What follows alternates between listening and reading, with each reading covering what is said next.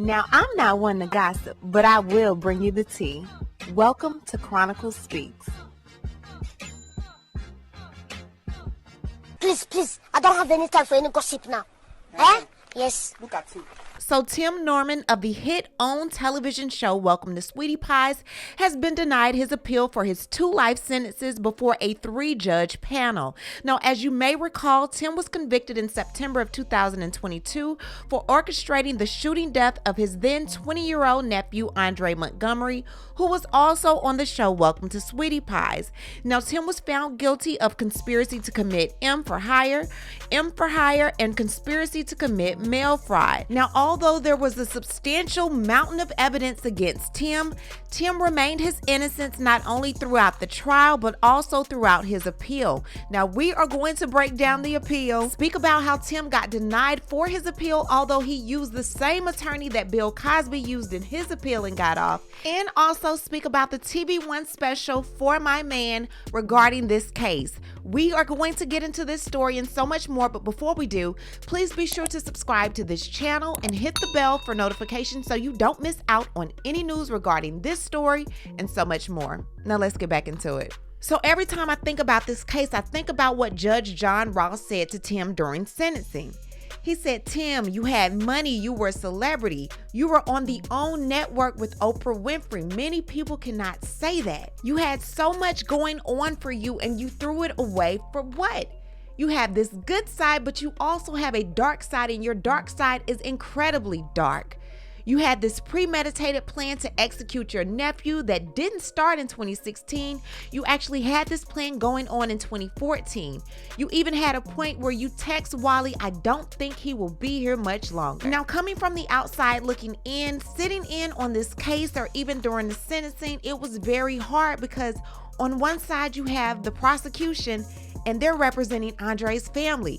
And on the other side, you have the defense and they're representing the other half of Andre's family. Then you come to the astounding realization that this uncle took out his deceased brother's only child for an insurance policy of $450,000 in which he never received. So when Tim was convicted and sentenced to 2 life sentences, you have one side of the family here who is extremely happy that they finally got justice for their son, their nephew, their brother, their uncle. But then you have the other side, which they were happy as well, but they couldn't really be as happy because Miss Robbie was pissed off. She knew that even though her son Tim was still here on earth, she had lost him forever. Now, although these two were mother and son, they bickered back and forth on and off screen.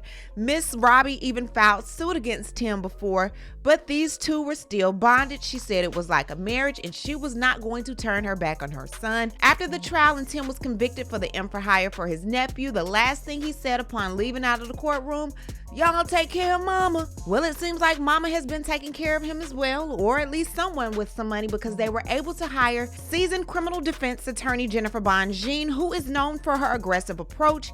She has represented the likes of R. Kelly and has also helped Bill Cosby become a free man. From what I'm being told, her prices are not cheap, so it cost a lot for Tim to even appeal this case. However, he did lose, so let's get into it. So the appeal starts off by speaking about what Tim was found guilty for. James Tim Norman orchestrated the murder of his nephew and then tried to cash in on a fraudulent insurance policy on his life. A jury convicted Norman of conspiracy to commit M for hire, and conspiracy to commit mail and wire fraud. He appeals, challenging several of the district court's trial rulings. We affirm. So they go on to talk about Andre and how he was living in Texas until Tim invited him to come back in St. Louis to teach him how to be a man. They're saying that Norman set him up with a nice apartment, put him in music school, and got him a job at the family restaurant Sweetie Pies, and he was also the subject of a reality TV show. But they're saying that Tim's goals were not altogether noble. Tim was working with insurance agent Wally Yagman to apply for several life insurance policies on Andre, and he wanted them quickly and without Andre's involvement or knowledge. And only one of those policies went through, and it set Norman up for $450,000 for a payout in the event of Andre's death. Now, according to this document, it soon became clear that Norman's lessons in manhood weren't really panning out for Andre. They're saying he dropped out of school, he stopped showing up for work, and he then left his apartment. They're saying that things came to a head in June of 2015 when someone broke into Miss Robbie's home.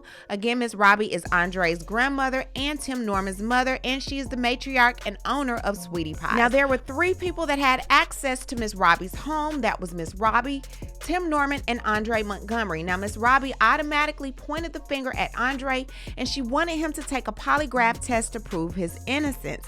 But he was in fear of Tim Norman. He was being told that Tim was after him, and he feared for his life, and he even let his grandmother know that via text, and that came up, and we'll talk about that in a second. Now, in September, Wally contacted Tim with a new insurance company, and he let him know, hey, you can get more insurance. However, there's one catch. You have to wait 6 months before you could be listed as a policy owner. Tim was not with it. He was like, look, he might not make it 6 months. Wally was like, what? So Wally kept pestering him to call the insurance company for a recorded interview, but Tim did not want to be on tape. He said shit has changed. Andre ain't gonna be around much longer. So again, Andre goes missing for some time, but he did resurface that next spring in St. Louis, and this was the time for Norman to cash in on his life insurance policy. But at this point, Tim was living in Los Angeles. So here enters Travell Hill, and he is the hired gunman. We also have Chris Carroll, who goes by White Boy Chris, and that's Tim Norman's man on the ground in St. Louis.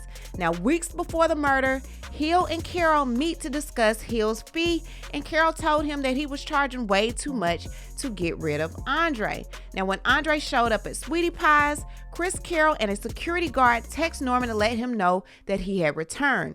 Norman then flies back to St. Louis a week later, and he met with Hill the next day and asked if he had talked to Carroll, aka White Boy Chris, and Travell Anthony Hill interpreted that as a confirmation that Norman wanted to get rid of Andre. So Hill goes off and he buys a gun that same day, and Norman invited Terica Ellis to his hotel. Now, Terica was a known stripper and also a lady of the night, and she would charge for her services to be with Tim, and Tim, rightfully so, knowing who he was, would have to pay to play. He gave Terica a total of $10,000 that day.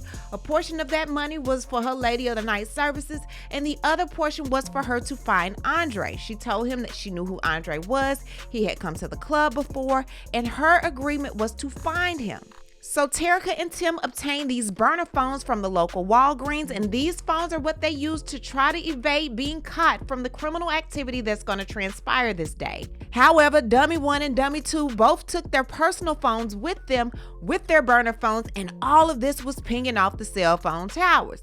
Now, Andre knew Terica by Alexis the Great, and she first contacted him on her regular phone and then told him to contact her on her new number, which happened to be the burner phone. And this was actually the smoking gun in finding out who was the last person that spoke to Andre that actually lured him out the house.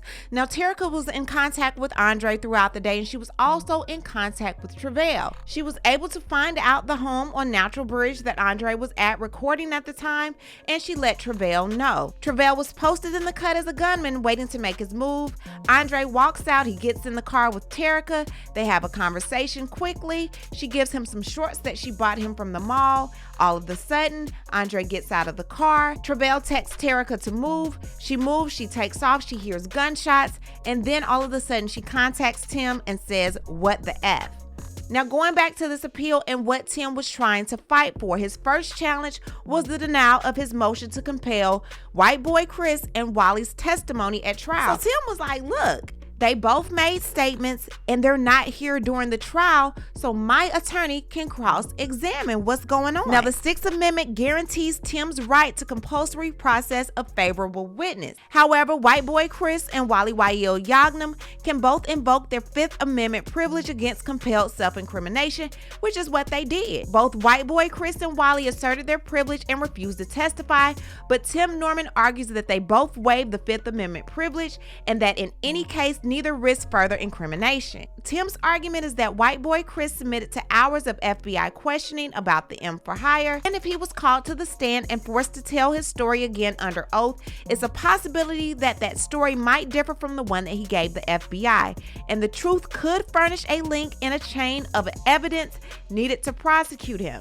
Tim criticizes the court's process and says that the court failed to scrutinize white boy Chris' good faith basis for asserting the privilege. Its considered decision was proper and far from the blind acceptance of the blanket implication Norman portrays it to be. Now, Norman also argues the district court's abuse indiscretion by refusing to compel Wally to appear and assert his Fifth Amendment privilege in person. And they were like, look, he never took the stand. Instead, he talked to his lawyer, and his lawyer told the court that Yagnam never was subpoenaed, and even if he was going to plead the Fifth. Tim failed to serve a subpoena to Wally, and because of that, Wally had no duty to appear in court, so they let that go. They was like, look, we're not even fighting that one because you didn't do what you were supposed to do, Tim.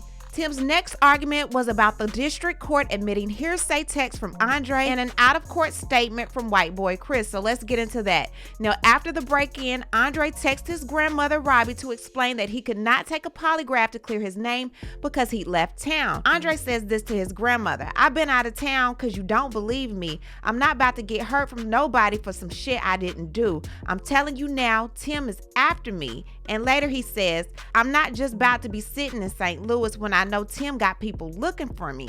Now, the district court admitted these text messages into evidence, and their reason being is that they wanted to show Andre's then existing state of mind was in fear of his uncle Tim Norman. Norman counters that these messages were irrelevant and prejudicial, and he also states that they lacked proper foundation. The district court disagrees with Tim, and they do say that Andre's fears were indeed justified in these text messages, so therefore these text messages will not be thrown out. Norman also argues white boy Chris's statement elicited during Hill's testimony that Hill was charging too much to Andre. The court goes on to say that they found that white boy Chris was a member of the M for Hire conspiracy and that he made the statement in furtherance of the conspiracy, so it admitted the statement as non-hearsay, Rule 801. Norman got the rule right but the record wrong. There was ample evidence of white boy Chris's involvement in the conspiracy.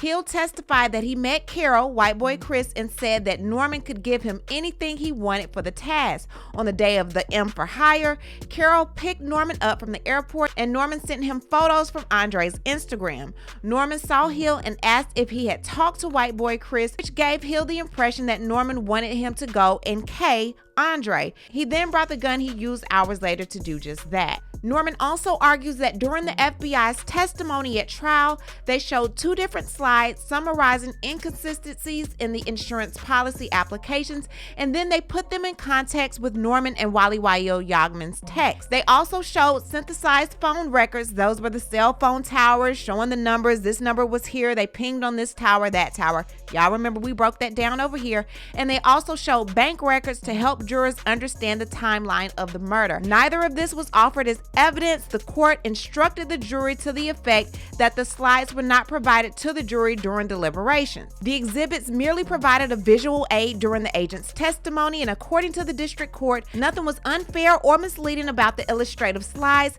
so the district court did not abuse its discretion. And honestly, y'all remember we broke down the cell phone towers over here. Had they provided that to the jury, they would have been confused, because it took me a long time to be able to explain it to you all and really get a chance to get it. So, child, it's good. They ain't have to show them that. Lastly, during deliberations, the jury requested clarification on instruction number 22, which told the jury that Hill and Ellis were cooperating witnesses who participated in the crime charge and hoped to receive sentence reductions. It further charged the jury with deciding the weight of their testimony in light of their cooperation. The jury asked about a third witness who was not named in the instruction. Now, Norman wanted a supplemental instruction that identified the witness as a cooperator, but the government resisted, arguing that he was unlike Hill and Ellis. He was not charged in whatever the nature of the cooperation agreement. It did not promise leniency at sentencing. Plus, another instruction covered the substance of Norman's complaint by advising the jury to consider any motives a witness may have to testify in a certain way. The court's supplemental jury instructions offer Norman no reprieve. We affirm the district court's judgment. Therefore, Tim and his legs and hips and body must remain in prison for the rest of his days. So Terica is out. Travell will not be released until 1948. Wally Wael Yagnam was supposed to be released in 2025, but he actually was released in April of this year. And your boy Tim got life. He's currently in West Virginia. Tim's horrendous choices has changed the lives of so many, and unfortunately, we will never get to see the man that Andre was determined and destined to be. I believe Tim tried his hand at this appeal to see if he could still fool people the way he once was able to in the past, and he sees that he cannot get over on anybody anymore.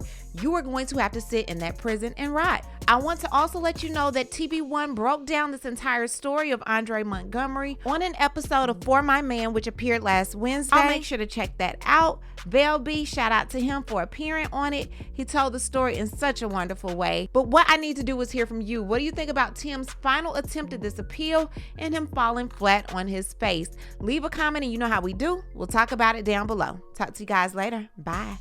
As always, thanks for watching. Don't forget to hit that subscribe button, hit the like button, and hit that bell so you don't miss out on any of my new episodes.